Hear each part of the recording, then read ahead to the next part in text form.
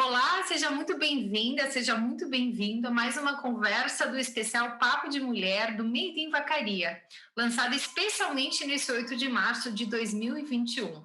Hoje a gente vai conversar sobre a importância da participação feminina na política. E para conversar com a gente, nós convidamos a vereadora recém-reeleita, Selmari Souza da Silva, e a Ana Lu Silva, que foi candidata neste último pleito. Meninas, que bom conversar com vocês. Sejam muito bem-vindas. Olá, Giana. Olá, Selmari. Obrigada pelo convite. Achei ótima essa proposta do bate-papo e estou bem feliz em participar. Olá, Giana, Ana Lu, também estou muito feliz em estar participando e este momento é um privilégio para todas nós mulheres.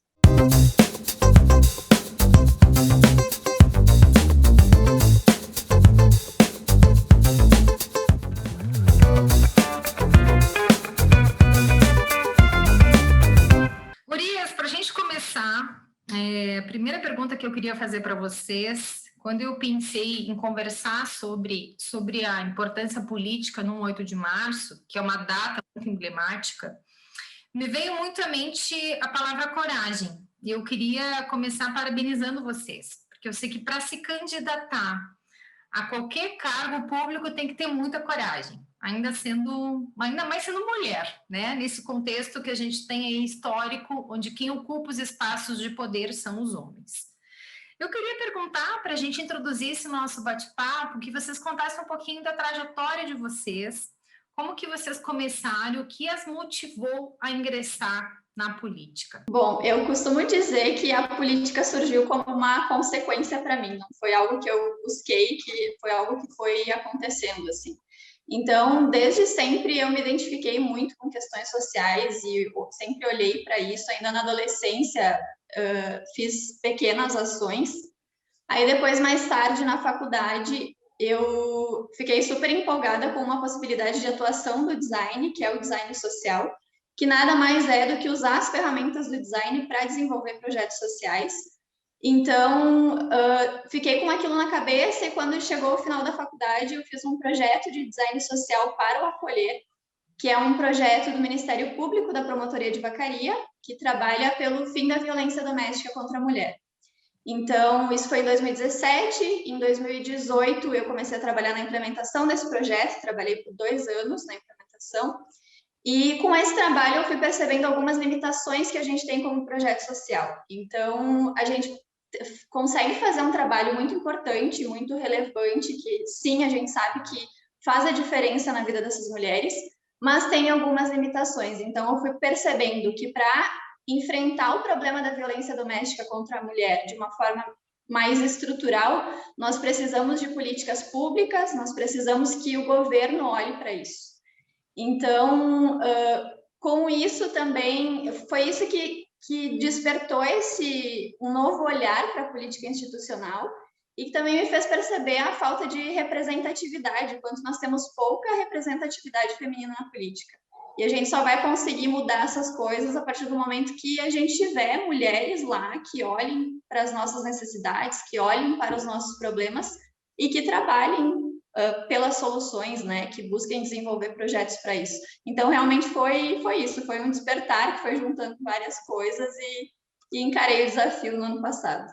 E uma das representatividades que a gente tem é a Selmari. Das 15 cadeiras, nós temos hoje 3 mulheres, né, Selma? Foram eleitas 4, mas ficaram 3, né, oficialmente. E a Selmari que foi reeleita. Selmari, o que te levou a ingressar na política? Conta um pouquinho da tua trajetória para a gente. Então, eu sou a Selmari, eu sou professora, eu venho nessa natural de São Pedro, que é o 6º distrito do nosso município. Somos, né, a família 5 mulheres e 3 irmãos. De onde a gente vem, nós sempre percebemos, né, que os espaços sociais, os espaços públicos, os espaços culturais, eles sempre foram ocupados por determinadas pessoas, né? Então, esta vida política, esse contexto de onde nós viemos, eu sempre senti a necessidade, né, em despertar que todos os espaços de uma cidade, eles têm que serem ocupados por todas as pessoas. Eles, os espaços públicos políticos, eles têm que terem a representatividade. Então, a partir disso, e a minha própria experiência enquanto escola, sempre em função com crianças e pais, foi onde também eu percebi que é um espaço que a gente precisa pensar diferente em nossa cidade. E a partir disso, que o espaço político, ele também traz essas possibilidades para que a gente possa estar pensando projetos que façam diferença para a vida das pessoas. Com certeza, durante a campanha, vocês percorreram aí a cidade conversando com muitas mulheres. E a gente sabe que, pela nossa estrutura, pelo nosso histórico, muitas vezes nem as mulheres votam em mulheres ainda, Fruto aí do nosso patriarcado, fruto de uma cultura de que mulher não vai para o enfrentamento, mulher foi feita para calar, Vamos dar voz a essas mulheres, o que vocês ouviram delas, quais são as demandas das mulheres de Vacaria hoje? Bom, primeiramente a própria questão da violência doméstica mesmo, até porque Vacaria é a 12ª cidade com maior índice de violência doméstica do estado, então é um problema latente aqui. A questão do assédio, que afeta principalmente meninas e mulheres jovens, a discriminação no mercado de trabalho, às vezes por ser mãe, pela questão que vai engravidar, e aí já gera, às vezes, um questionamento na entrevista mesmo, no momento da contratação. A questão da violência obstétrica, e eu ouvi muito, conversando com as pessoas durante a campanha, sobre o acesso à saúde da mulher mesmo. Uma simples consulta com um ginecologista, que às vezes é algo tão simples, é tão difícil de conseguir pelo SUS, pela saúde pública, Seu Mari, eu lembro que essa pauta da violência também já é muito conhecida por ti, muito divulgada, muito comentada na Câmara, e você também sempre traz a questão da violência da criança e do adolescente, O que você percebeu na campanha, as demandas aí das mulheres? Isso, então, assim, conversando, com as mulheres, conversando, com as jovens durante a campanha, também elas trouxeram muitas vezes, principalmente a questão da nossa cidade, trabalho e renda. Trabalho, e renda, principalmente para aquela faixa etária entre 20 anos e 30 anos. Também a dificuldade que as mães têm para conseguirem vagas em creches e escolas de educação infantil para que possam matricular as crianças, para que elas possam dar continuidade à sua vida. Isso são questões bem sérias, questões que se apresentaram, e também, como na conversa anterior que nós tivemos, nós temos aqui, em nossa cidade, que a gente precisa também enfrentar, que é a questão do assédio institucional, e também, que nós temos que estar pensando políticas públicas para a questão de proteção contra a violência e o abuso sexual de crianças e adolescentes. Ele é um tema complexo, é um tema caro, e que muitas vezes que nós ainda, enquanto sociedade, enquanto adultos, nós temos dificuldades em estar fazendo essa abordagem. O que vocês pensavam da política antes de ingressar nela? Essa é uma pergunta que eu gosto muito de fazer, porque, de um modo geral, as pessoas elas prestam muita atenção nas eleições e depois não querem participar muito, porque não quero saber de política, Que imagem vocês tinham da vida pública e da política antes de ingressar na política? Bom, no início eu comentei algumas motivações que me levaram a participar da política institucional, e eu não cheguei a mencionar, mas uma delas foi a minha própria insatisfação com o cenário político atual. E eu comecei a me questionar, e o que eu estou fazendo para mudar isso, Eu estou insatisfeita, mas e aí? Então, eu sim, tinha e em parte, depois eu vou explicar um pouquinho mais, ainda tenho uma visão negativa em alguns sentidos, assim. E foi importante até refletir sobre isso para ir para a campanha, se colocar nesse lugar de descrença das pessoas e dos eleitores, até para entender a forma como eu seria recebida quando eu me colocasse como candidata, quando eu fosse falar com as pessoas. Então, sim, tinha uma visão muito negativa, esse nosso preconceito, que tem motivo, que não é algo, tem um sentido. E Quando a gente pensa assim na política em si, no porquê que ela existe nesse sentido de regulamentar, organizar as relações sociais, de desenvolver políticas públicas que solucionem os problemas das pessoas, a política é boa e ela é necessária. Quando a gente olha para os agentes políticos, infelizmente, eu não consigo dizer que a minha percepção nesse sentido mudou. E, infelizmente, eu ainda me sinto insatisfeita com o cenário político, tanto a nível municipal, nacional. Infelizmente, eu ainda vejo que tem não todos, claro que não, tem gente que está lá para fazer acontecer mesmo, que está lá por um propósito maior e social, mas tem muitas pessoas que tem essa questão da carreira política, enfim, que tem outras motivações para se manter no poder, né? Então, o que hoje me dá esperança, eu percebo que existe um movimento de renovação, tem muita gente jovem, ainda não em Vacaria, mas eu vi em outras cidades muitos jovens, vereadores, vereadoras, serem eleitos, que estão trazendo novas pautas, que estão trazendo essa ideia, essa proposta de inovar, e eu acho que hoje é isso que me inspira e me motiva, assim, dá uma esperança. Coisa boa. Sangue novo é sempre bem-vindo na política, né? Seu Mari, que visão tu tinhas da política? Conta pra gente. A visão que eu tinha enquanto política, assim, eu tenho também, né, formação em filosofia. E eu sempre acreditei, né, que as mudanças, elas também podem passar pelo espaço político. As mudanças sociais, elas passam pela política. Eu sempre eu sempre percebi pela própria história que, infelizmente, né, os agentes políticos, os agentes públicos, eles contaminaram o fazer político, né? Então, eu acho que essa contaminação, que a gente pode, né, pode trazer ela como sinônimo de, né, os meus interesses e não os interesses sociais, né, públicos.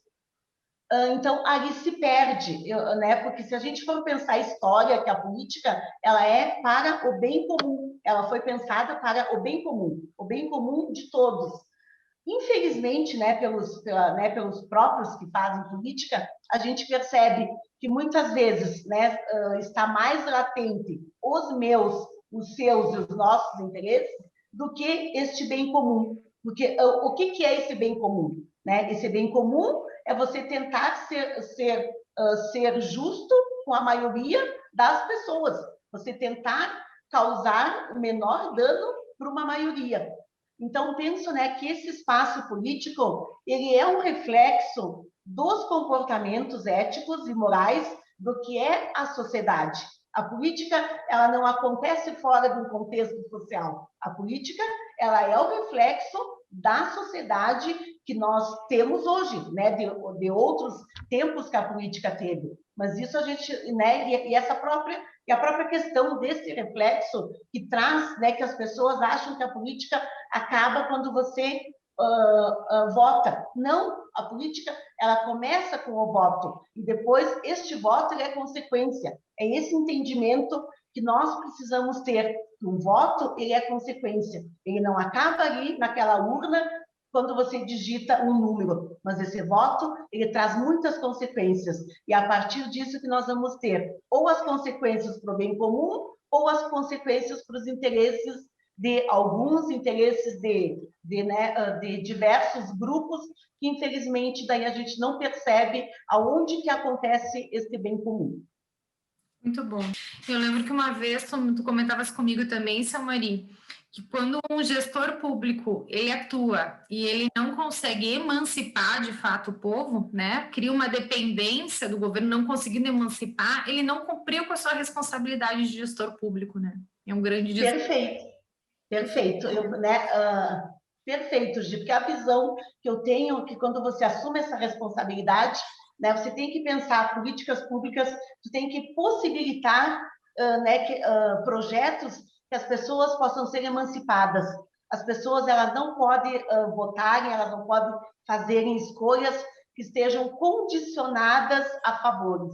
Só aproveitando, fazer uma colocação para complementar, e isso é bem a questão do assistencialismo, né? A assistência é importante, mas ela não pode ser a principal base de uma gestão pública, o assistencialismo, porque ele realmente não emancipa, né?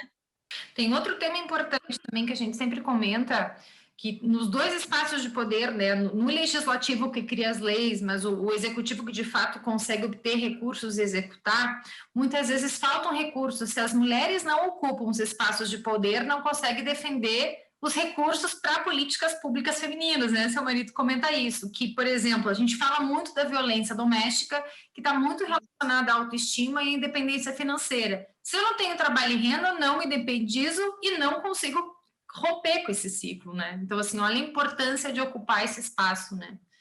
Mais mulheres, por favor, na política. O que incomoda vocês hoje no Brasil? O que mais incomoda nessa realidade brasileira que leva vocês para a política para querer mudar? Eu acho que mais do que incômodo, até na pergunta que tu tinha nos passado, eu falava o que te dói, né? O que Exato, causa sofrimento, assim. Eu acho que mais do que isso até me preocupa, é uma preocupação a gente saber que uma consequência da crise econômica que está aí, está posta em função da pandemia, né, vai ser o aumento da desigualdade social. Então, pessoas mais ricas vão ficar mais ricas, pessoas mais pobres vão ficar mais pobres. Então, isso, para mim, é uma preocupação. Eu acho que, mais do que nunca, a gente fala tanto em empatia, né? Foi uma palavra que surgiu e as pessoas aderiram muito a essa questão da empatia.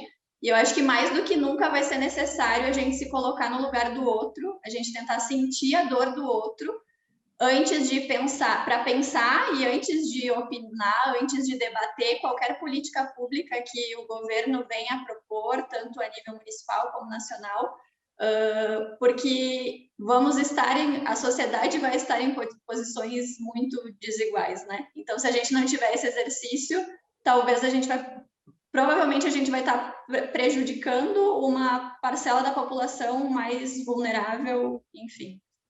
E você, seu Mari, o que te dói, o que te incomoda aí na nossa realidade? Também, Gi, assim, o que mais, né, uma das questões que mais me incomoda é a questão da desigualdade social.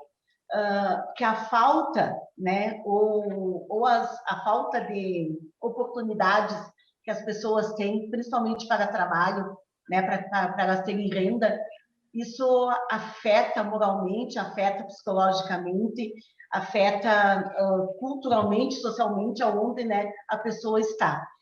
E nesse momento que nós vivemos, né, que a pandemia, ela só veio trazer, claro que com todas as suas consequências, né, de saúde, ela trouxe, né, ela estampou aquela realidade que muitas vezes a gente acha que não está acontecendo, né, que não percebe, ou que a gente, tu não consegue perceber. Então, assim, né, nós aqui, né, falando a nossa cidade, nós sabemos toda a questão social que a nossa cidade tem, né? As pessoas, né, quantas pessoas que não conseguem estudar, quantas pessoas que não têm o ensino fundamental completo, aí tu nem fala o ensino médio completo.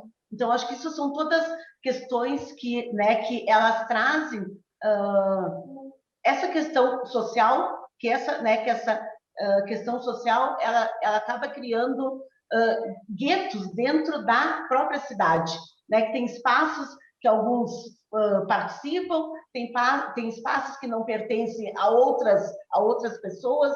Então, né, eu penso que isso é triste, isso é algo que me dói, né, porque que eu tenho muito contato, né, com as crianças, e você percebe quando, né, a criança ela está em uma situação que está sendo privada, e não só né, privada de bens materiais, né, que a gente diz, mas assim, né, que a criança está sendo privada de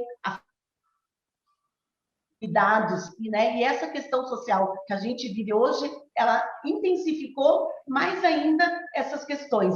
Então, acho que a gente participar, a gente se colocar enquanto agente público, é para a gente também ajudar a trazer para as outras pessoas, né, o cotidiano que os outros vivem dentro da mesma cidade.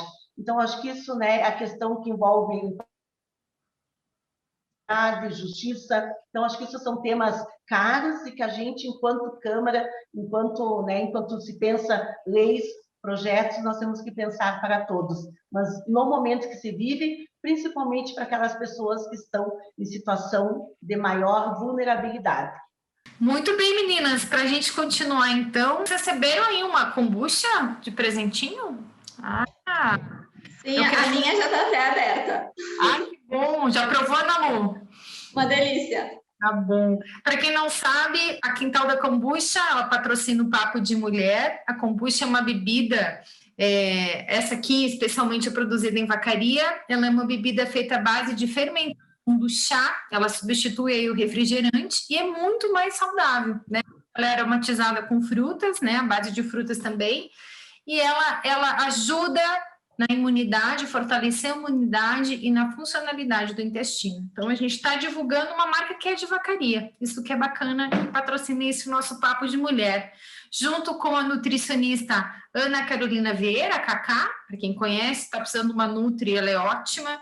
A Linda Modas, né, que a gente já conhece há bastante tempo, a equipe da Linda Modas, a Marina. A Estilo Próprio Salão de Beleza, que é da Rosane. A Massa com Arte, que faz aquelas massas lindas no formato de rosa, da Daisy, e a Câmara de Dirigentes Lojistas, a CDL Vacaria também. É muita gente boa aí junto com a gente. Uma pergunta que eu acho muito importante a gente fazer, eu sempre vejo todo mundo falando, opinando muito sobre a política nas redes sociais, nas rodas de conversa, mas a gente se apropria pouco da política institucional, de fato. O que nós, mulheres, se a gente não quiser ingressar na política partidária ou em alguma entidade de fato, como que a gente pode participar ativamente da política? Que convite a gente pode fazer para as mulheres que nos ouvem? Como interferir nessa política municipal? Eu quero começar contigo, Samari, que tem bastante trajetória já nisso.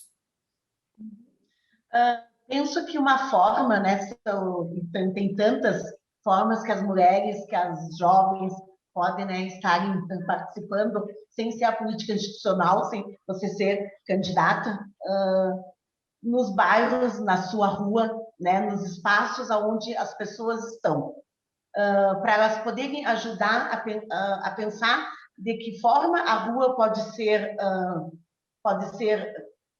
um lugar melhor, né? Quais são as mudanças que o bairro precisa fazer para que as pessoas que vivem, né, que estão ali nesse contorno, nesse entorno, que elas possam, né, fazer ações que mudem, né, o seu bem-estar.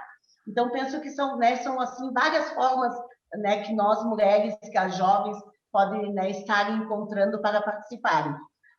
Eu estava vendo também, né, que, assim, as mulheres, né, a força que elas têm. Se as mulheres soubessem a força e o poder que elas têm, a vida política seria totalmente diferente, né? Então, acho, né, que são vários esses espaços. Muitas vezes as mulheres, elas podem decidirem, né, se o seu bairro, se ele precisa ser asfaltado, ou se o seu bairro precisa uma escola, né, que tenha vagas em educação infantil, se o seu bairro precisa cooperativas, enfim, acho que são várias formas que as mulheres podem estarem pensando de estarem participando e mudando, né, a vida delas, como também a vida, né, de todas as pessoas que moram em seu entorno. Bom, antes de responder a pergunta mesmo, eu preciso dizer que a gente precisa participar da política institucional, a gente precisa participar da política partidária. Eu acho que nós precisamos romper essa barreira, esse distanciamento, que sim, é natural, porque a gente não, como a gente falou antes, né, nós não vemos mulheres lá, então a gente não se vê lá. Então foi a forma como a política foi construída historicamente, comunica uma mensagem, e essa mensagem é de que esse espaço não é nosso. Então, por isso que a gente não olha para ele, né? Mas acho que está mais do que na hora de a gente romper isso e participar. E essa participação da política institucional partidária pode ser de diversas formas, pode ser se colocando como candidata, pode ser apoiando uma candidata, pode ser estudando, entendendo mais como a política funciona, enfim, tem várias formas. Mas, claro que política não é só a política institucional e partidária, a forma como a gente se posiciona, como a gente se coloca no mundo, já é uma atitude política.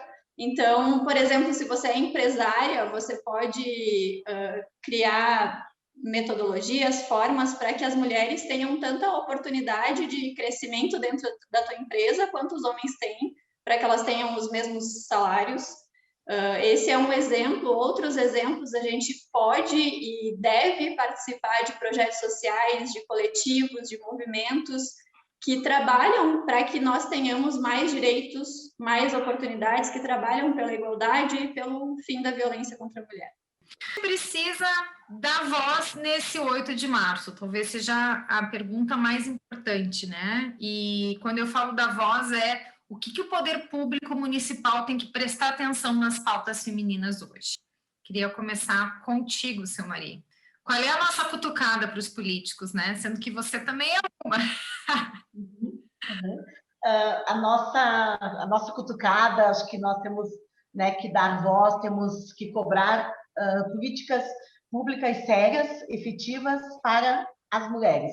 Políticas, né, que eu digo sérias, efetivas, que emancipem. E que para se pensar essas políticas, as mulheres têm que serem ouvidas. As mulheres têm que falarem quais são as dificuldades e o que elas precisam, tanto no seu bairro quanto na sua cidade. Que muitas vezes, né, um defeito ou uma limitação, né, que os políticos têm e os gestores públicos têm, é eles acharem que o que passa pela cabeça deles, né, que o entendimento que eles têm a respeito de tal coisa é aquilo fechado, aquilo que está certo, é assim que tem que ser, sem ser escutados, né, aqueles grupos e nós, principalmente mulheres, o que nos falta, o que a gente precisa para a gente realmente, né, que a política seja um espaço de emancipação. Então, penso, né, e também nós temos que pensar a questão, principalmente, que envolve proteção, né, que as mulheres que são vítimas, quando elas né, trazem as denúncias que elas sofrem, né, e que muitas vezes elas são vítimas, elas são mortas. Então, penso que essas políticas também de estados, elas precisam ser mais efetivas, elas precisam atender né, as pessoas né, que denunciam a violência. Então, acho que isso tu faz pela política pública, isso é uma responsabilidade que o gestor público tem que ter em oferecer políticas públicas que protejam as mulheres, né? Também abrir espaços, renda, para que as mulheres possam se autogerenciar e, a partir disso, elas se emanciparem. Então, também, né, que esse 8 de março, ele também sirva para que nós, mulheres, para que a gente possa entender, para que a gente compreenda por que existem essas situações e quais são as relações que se perpetuam para que a gente continue tendo a cultura que nós temos, que a gente não tem acesso a muitas formas, a fontes, para que a gente possa realmente se emancipar. E a política pública na nossa cidade, infelizmente, ela ainda deixa a desejar. Ou seja, seu Maria, aquilo que a gente conversava um tempo atrás, tu falas muito de que a rede de proteção realmente seja uma rede a proteja, que essa mulher não fique pipocando, né? Quando tem que fazer várias denúncias e ainda aconteça de ela denunciar e não ser protegida, né? Ou de não ter, ou de acontecer de, como disse a Ana Lu uma vez, né? É um absurdo que a mulher tem que ir embora ainda da cidade para se proteger, né? Do ex-companheiro. E cursos de geração de emprego e renda, ou seja, a mulher está pedindo capacitação, está pedindo oportunidade para se independizar. Gostaria, né, de também estar complementando, né, para finalizar, o que falta enquanto política pública da nossa cidade, que atenda às necessidades reais que as mulheres apresentam. Também cultura, né, espaços culturais, a gente precisa de cultura, a gente precisa de conhecimento, né, e as mulheres, elas precisam terem oportunidades de acessarem aquilo que elas acham que sejam importantes para a sua vida. E ali entra educação, entra tudo, né, o que a gente sabe que é necessário.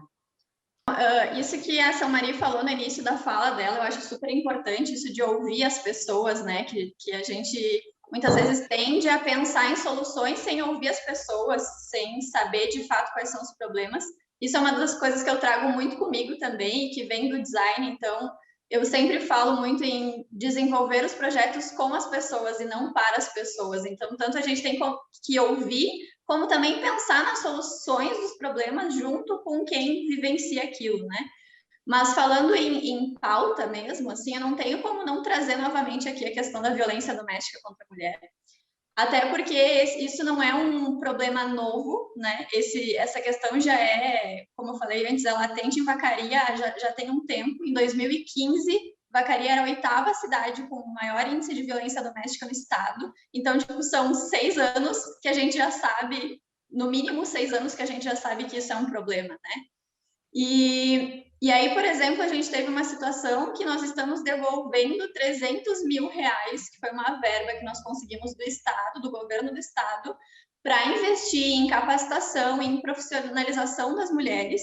E a gente está devolvendo esse valor porque a gente não fez uso, a gente não desenvolveu os projetos para atender essas demandas, que é algo tão imprescindível investir em capacitação e profissionalização, porque a questão de as mulheres terem acesso ao mercado de trabalho, terem oportunidade de ter renda, independência financeira, isso é fundamental para o enfrentamento da violência doméstica.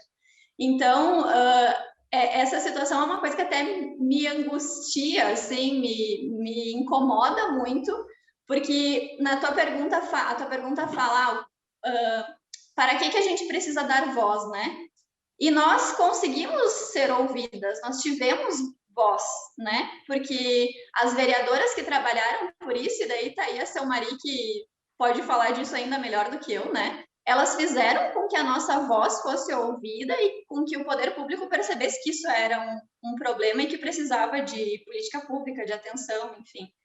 E mesmo assim nós fomos negligenciadas. Então, eu acho que mais do que dar voz, sim, a gente precisa continuar dando voz para essa pauta, mas mais do que dar voz, a gente precisa cobrar do poder público, tanto executivo como legislativo, que assumam um compromisso real, um compromisso verdadeiro com o enfrentamento à violência doméstica contra a mulher em Vacaria, que é um problema muito grave na cidade, né? Então, é isso. Ou seja, posso Gi, só para... Com certeza, Samari. Para contribuir, né, com a questão ali que a Ana Lu trouxe dessa verba, desse valor que foi devolvido agora, né, esse ano para o governo do Estado, que esse valor, né, de 350 mil, ele foi um valor que foi conquistado pela consulta popular do OP estadual, né, e isso foi uma luta, foi uma batalha que muitas mulheres de nossa cidade fizeram. Nós tivemos, né, juntamente, né, com outras instituições, visitamos empresas, pomares, comércio, para que as pessoas votassem nessa demanda, né, que ela tinha como sendo importante pensar uma casa de passagem para a região também, e principalmente trabalho e renda, né? Era para ter cursos, formação, capacitação, para que você pudesse dar dignidade para as mulheres e as suas famílias. Então, isso foi algo né, assim que nos pegou, assim que a gente ficou muito indignada, porque nós passamos 3 anos atrás dessa verba, perguntando, conversando com vários setores para saber aonde que estava este valor, e nós nunca tivemos resposta, né, que enfim, que não tinha, né, que não se sabia onde, né, que o valor estava, e eis que esse ano daí veio, né, para que fosse devolvido o valor para o Estado. E daí que a gente ficou realmente, olha, foi assim, muito sério, foi de se indignar, porque este valor, o município, com as condições sociais que nós temos, com essa situação que se vive, o município devolve um valor desses e não faz o projeto. E não foi por falta de nós cobrar, de nós estarmos em cima para saber aonde que o valor estava. Então, isso é muito sério quando, né, o gestor público acha que aquela política não era importante para ser efetivada. Então, acho que isso que fica. É o gestor público achar que a política não era importante para ser efetivada. E que isso nunca mais aconteça em Vacaria. Ok. Para encerrar, eu queria agradecer a presença de vocês, a disponibilidade, mas antes eu queria perguntar uma coisa bastante pessoal, já que a gente está falando em 8 de março, né? A gente tem um longo caminho para conquistar de direitos e de vozes e de efetivação das políticas, que é o que vocês estão falando, né? Qual é o sonho de vocês? O que vocês sonham ainda? Me contem um sonho de vocês. É um pouco difícil, assim, pensar um sonho, mas, enfim, eu acho que hoje, para mim, o que me pega muito, assim, é conseguir fazer com que o meu trabalho possa impactar positivamente na vida das pessoas, fazer com que o meu trabalho seja uma ferramenta de transformação social. Se vai ser pela política institucional ou não, ainda não sei, né?